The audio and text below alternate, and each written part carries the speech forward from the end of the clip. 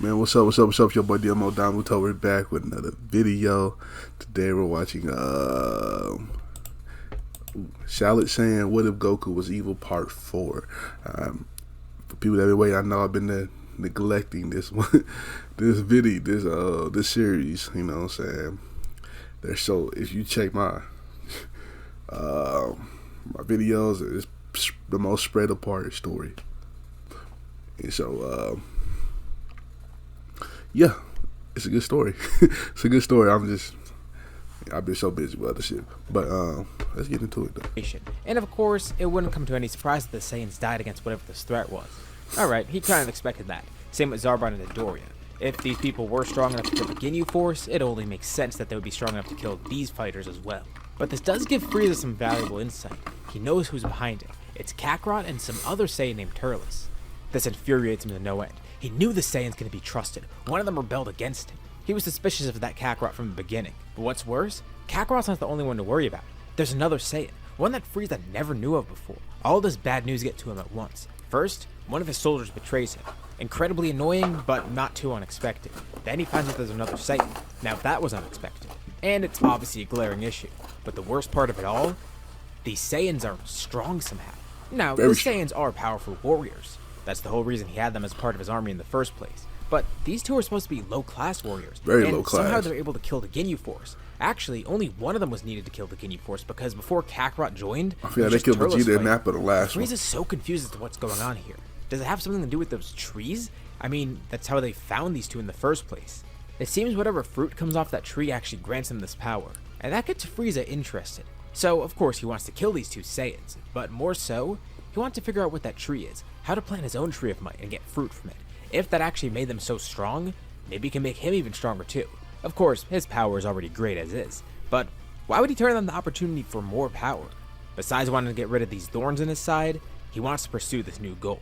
It seems it's probably going to be very worthwhile to go after these two Saiyans. Speaking of them, they're going to continue doing exactly what they've been doing, planting more trees of might, growing stronger, and continuing their conquest. Okay. And they start doing something else that annoys Frieza a lot. Sometimes it's accidental, but sometimes it's on purpose. They start planting trees on Frieza's planets. You know, the ones that he already owns and makes money off of. Oh, shit. Yeah, they completely decimate them by planting trees there. Now, some of it is because they just need to plant trees somewhere, with these planets producing very good fruits. But some of them, they don't even really need to plant trees on. Some are just small planets that won't really give them much power. But by doing this, they're spitting in Frieza's face. They're taunting him directly.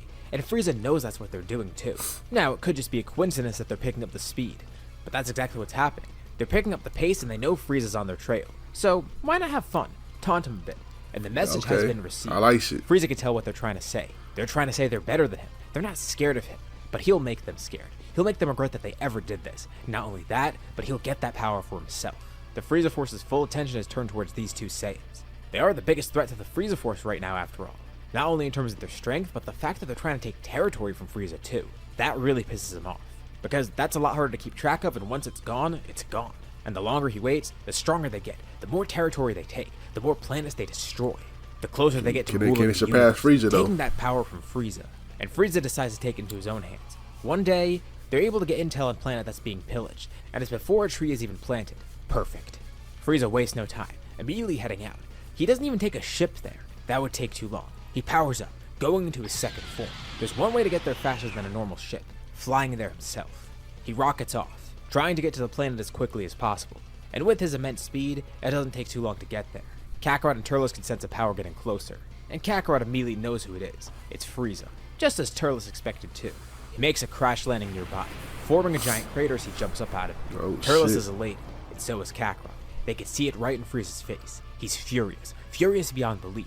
Kakarot's never seen him like this. He's usually so calm and collected, always trying to act formal and as if he's above everybody else. But here, they see some cracks in his facade. This is the first time Frieza's facing something that annoys him this much. A true threat to him and his empire, something that he has to handle himself, and something that he will probably struggle against. And he smirks too, once he sees them. Although, he's surprised Kakarot isn't having a more visceral reaction to seeing his second form. But Kakarot doesn't really care. There's always been rumors that Frieza could transform. And given his power, Kakarot's not really terrified. Really, he's still being cocky after all this. Well, Frieza decides to waste no time exchanging any more words. He just fights them right away, and they oblige. They're not going to turn this down. They knew this was going to happen eventually, and it's better to get it over with. I see how strong they are. No matter how many fruits they get, it's not going to work. They're not going to be able to get strong enough to face someone like him. His strength, it comes from him being a mutant. This power is an innate ability of his. For them, it's artificial. They have to get it through some external means. Not only is it pathetic in Frieza's eyes, but also it's not too concerning to him. These Saiyans know they're weak. That's why they're pursuing these other means. But Turles says it's actually the opposite. It took struggle to get here. Sure, now it's a lot easier. But before, as low-class warriors, they were naturally disadvantaged. Why wouldn't they take this opportunity? Not to mention, both of them had to struggle before. And how dare Frieza imply that they didn't have to? He's responsible for the destruction of the Saiyan race after all. There's nothing pathetic about this. It's just smart. A way to obtain power quickly and efficiently.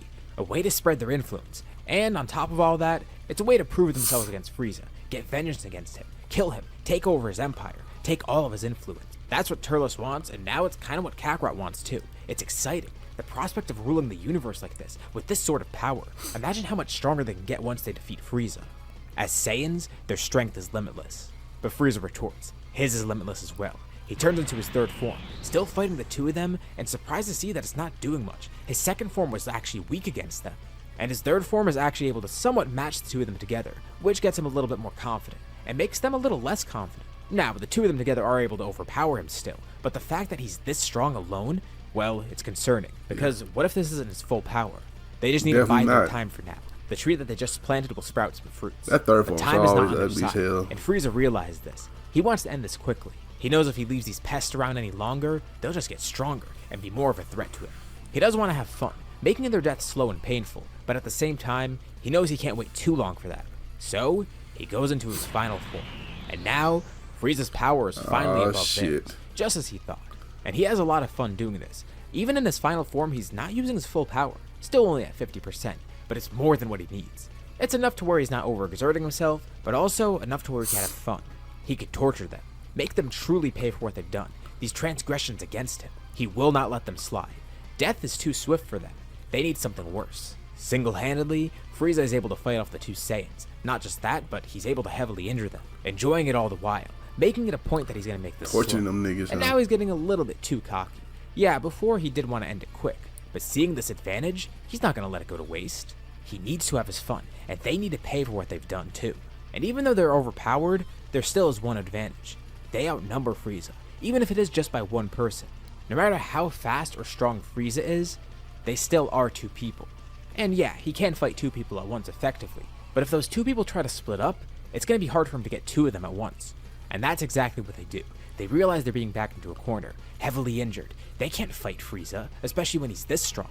If only they had a few more fruits. Hell, even one fruit might be enough. If they can get a fruit from this planet, that should be what they need. This planet is relatively large and has a lot of energy within it, and they can tell.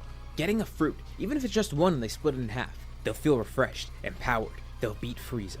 Once more, Turles places his trust in Kakarot. He hopes this is the right choice, but he jumps in front of Frieza, taking the full force of his attacks. He's the stronger of the two still. Okay. And although it doesn't mean he's stronger than Frieza, it means he'll fare better at holding him off. And that gives Kakarot a little bit of an opening. Just a little opening. But it's enough for him to go escape.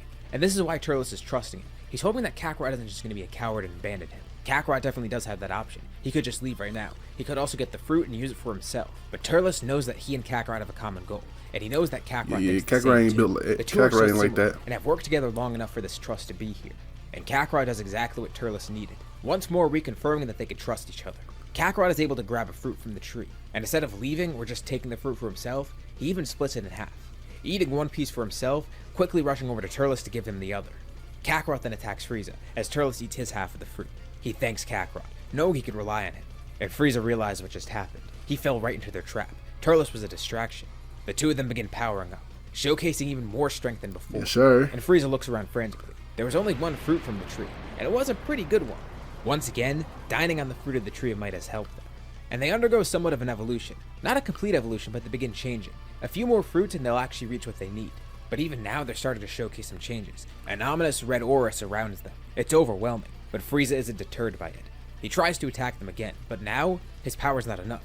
They've tipped the scales. Now, individually, Frieza might stand a chance against one of them, but with both together, they actually do overpower Frieza. At least as he is now.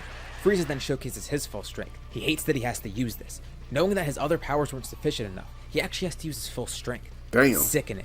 But you know what? Whatever it takes to kill these Saiyans, he needs to make sure they're done with. And Frieza going full power actually makes everything even. But the Saiyans can tell. Frieza's getting sloppy. He's injured from the previous fights. The Saiyans are injured too. He can't hold that 100%. But the tree might actually help them a bit. They feel replenished, their power restored. And actually, the slower battle works against Frieza. Since it's close to being even, it just prolongs it even more, giving more time for Frieza to lose focus, get angrier, getting sloppier with his attacks too, taking more damage, prolonging the about to kill Frieza. And what is the inevitable here? Well, it's Frieza's death. The two Saiyans jump up high in the air. Back to back, they begin charging energy. The reddish aura grows larger, swirling together into a purplish aura. Each of them throw their hands behind their back, charging more and more ki, and then swinging their arms forward. A combined Calamity Blaster. Frieza tries to counter it himself, and a very short beam struggle ensues. But as Kakarot and Turles put more power into it, it eclipses Frieza's own blast, hitting the Emperor head-on and slowly disintegrating him. A massive explosion ensues, knocking the two Saiyans back, and what they see in the aftermath is just a crater, a divot left behind by the attack, leading out into space. The planet is scarred by it. They almost hit the core of the planet, and actually they could see very far down. If the blaster aimed a little bit closer, it would have blown up the planet. So, thankfully they avoided that. But now the planet is just completely destroyed, not only from the Tree of Might, but also this attack. Not that it really mattered. It's just good that they didn't accidentally blow up the planet in the process, which would have meant they died too. So, hey, a stroke of luck there. The two Saiyans retreat, no longer having a reason to be on this planet. Soon enough, of course King Cold would hear about Frieza's death. By now, Turles and Kakarot are long gone, but it won't be hard to find them. They weren't necessarily keeping a low profile before, and now with Frieza dead, they have even less of a reason to keep a low profile. As far as they're concerned, these two are the rulers of the universe now. This is the Neo Crusher. Oh yeah, they don't know about King Cold. Or more simply, the Crusher Duo. King Cold eventually does try and locate them, which they actually did expect. He has the entire Frieza force with him, or at least what remains of it. And they do something pretty interesting. They don't attack the other soldiers. I mean, they could easily kill the rest of the army if they needed, but they just simply tank all the attacks launched towards them. And it's not just because they're trying to display confidence or their strength. Well, at least not towards King Cold. They're displaying their strength towards the Frieza force, of course. The main reason is, they want to keep those soldiers alive. And they tell it to King Cold flat out. Why would they kill these soldiers? That's their new army. King Cold's confused. He has no clue what they mean, but they explain. With Frieza gone, someone's going to need to take over his army, and it's not going to be King Cold. They regret to inform him, but now they're going to lead the Frieza force, or the Crusher force, I guess. The Crusher this angers force. King Cold to no end. He tries to fight the two of them, but by now, they've gotten even more fruits within their system, and they're pursuing a higher power. A few more fruits and they should be good. And hey, if they were able to defeat Frieza before, they definitely would have been able to defeat King Cold too, and especially now that they're even stronger than that first encounter. King Cold lunges in, but with a single attack, Kakarot steps in front of Turles, disintegrating King Cold. Within full view of the Frieza force, of course. Turles chuckles, impressed at the style of that execution. He then turns to the army, projecting his voice. Hopefully they heard everything that was discussed just now, and saw what just went down. They weren't bluffing. Turles and Kakarot are their new commanders. Of course, they welcome them to rebel and try to kill them. But after watching how effortlessly they killed King Cold, and remembering the fact that these two killed Frieza, yeah, they're not going to turn against Turles or Kakarot. So, the two Saiyans have accomplished their goals. Their conquest of planets continues. They've grown stronger, planted more trees. They killed Frieza, they killed King Cold, and now they've taken over that army. But still, their work isn't done. No. What they got to do next? Curing this army is only just the beginning of their work. They do have to to remember be a fire ass like this is just this galaxy movie. Likely, there's other factions in the galaxy that they're going to have to deal with, and there's definitely some other factions within the universe as a whole that they'll have to deal with. They're just going to be more efficient now. Otherwise, it's business as usual. Their conquest won't stop. It's just going to speed up. Their influence will grow alongside their power. But with such great strength now, who will they face in the future that could even contend with them? Alright, man, that was a good chapter right there. Chapter 4. Alright, they just defeated Frieza. Big Frieza. Not the little one, Big Frieza. And his father, King Cold. So, it's a good chapter, man. I'm gonna finish this story. I'm trying to post more of it. You know, more of it. You know what I'm saying? So, but it was a good chapter. Shout out to Saiyan for this video. Make sure you check out the last chapter right here. Make sure you check out another video right here. Like, comment, subscribe, and I'll catch you next time. Peace.